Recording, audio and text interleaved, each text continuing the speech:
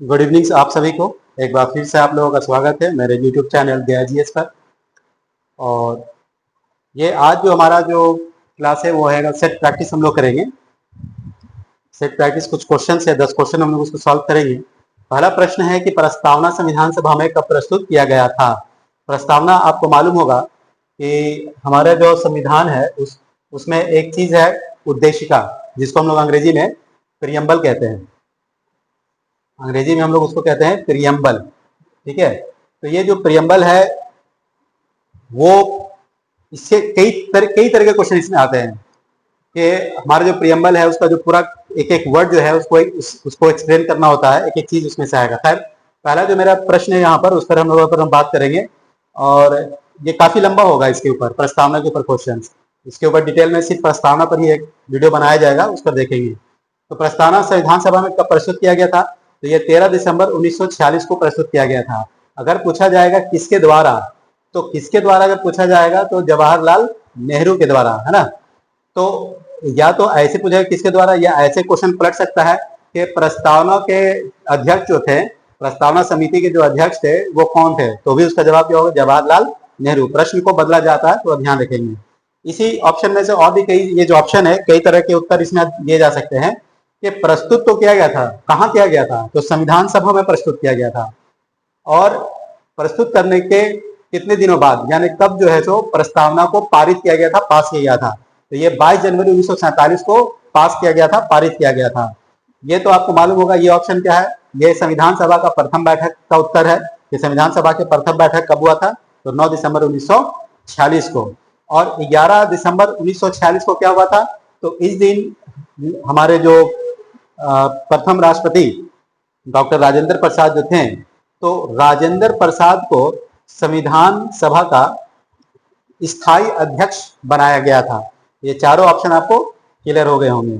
ठीक है, आगे देखते हैं, नेक्स्ट क्वेश्चन की तरफ चलते हैं हम लोग।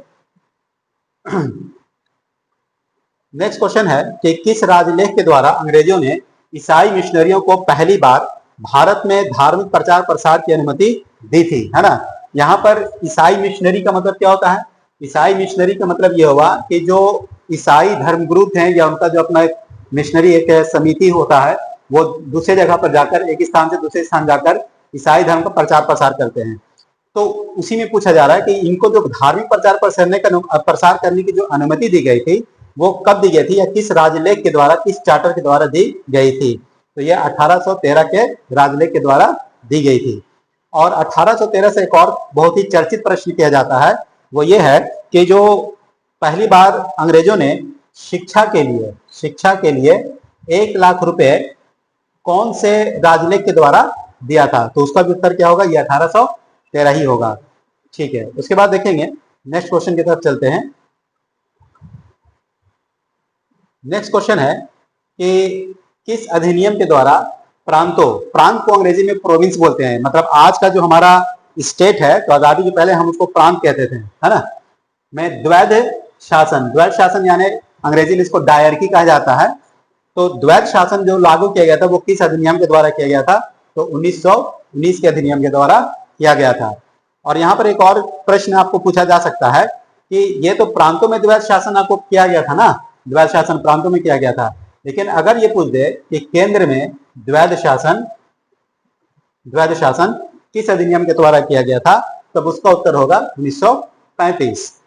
और फिर यहीं पर से एक और होगा कि प्रांतों में द्वैध शासन का अंत कब किया गया था, यानी कि प्रांतों में द्वैध शासन को कब समाप्त किया गया था, तो भी उसका उत्तर 1935 का अधिनियम ही होगा, भारत शासन अधिनियम 1935। तो इस क्वेश्चन में आपको 3-4 प्रकार के प्रश्नों का उत्तर आपको मिल गया है। ठीक है, उसके बाद देखेंगे नेक्स्ट क्वेश्चन।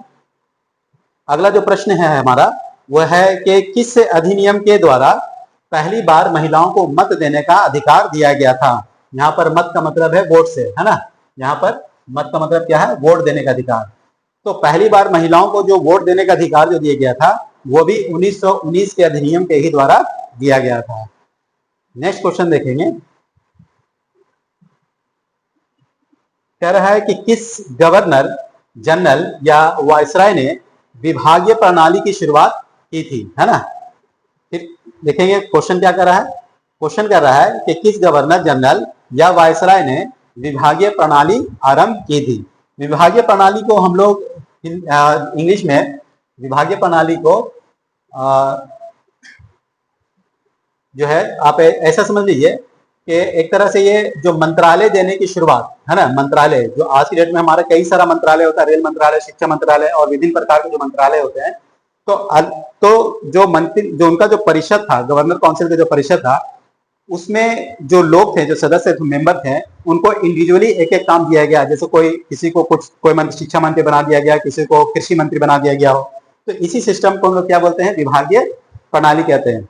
तो यह विभागीय प्रणाली जो है वो किसके द्वारा स्टार्ट किया गया था, तो इसका जो उत्तर होगा वो लॉर्ड कैनिंग होगा।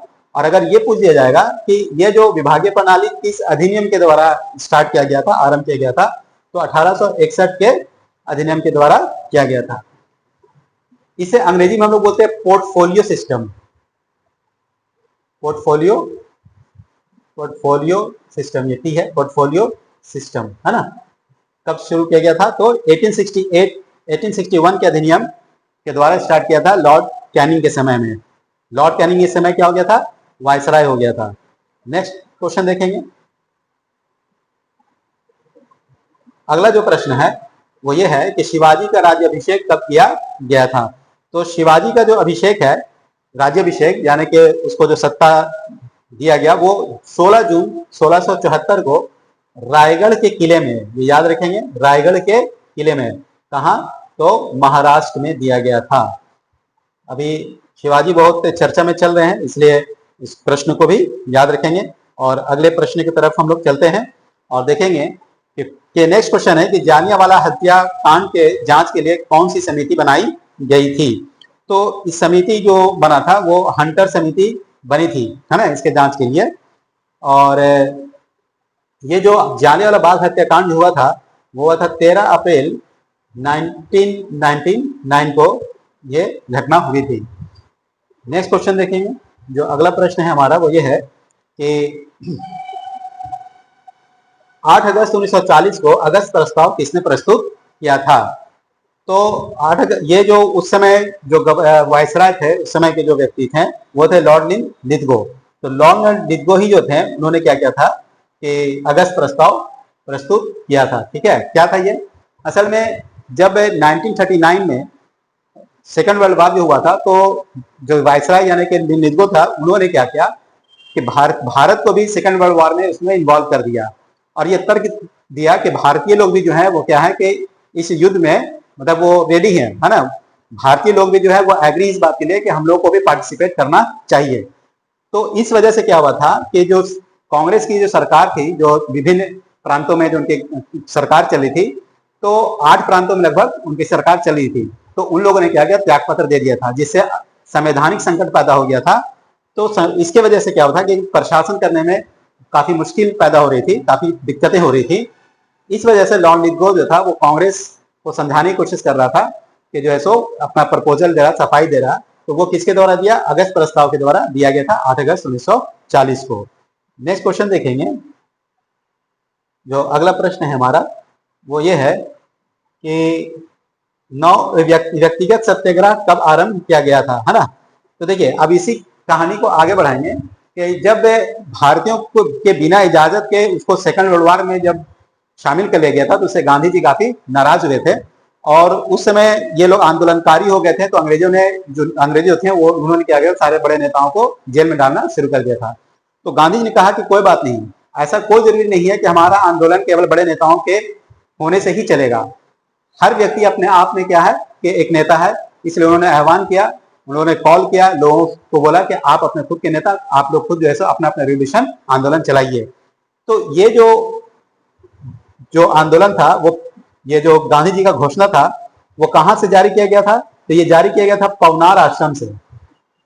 पवनार आश्रम से। आपसे हो सकता है कि ये पूछ दे कि पवनार आश्रम कहाँ है, तो ये गुजरात में है ना। पूछ देगा कौन से जिला में है, तो वर्धा जिला में पड़ता है ना।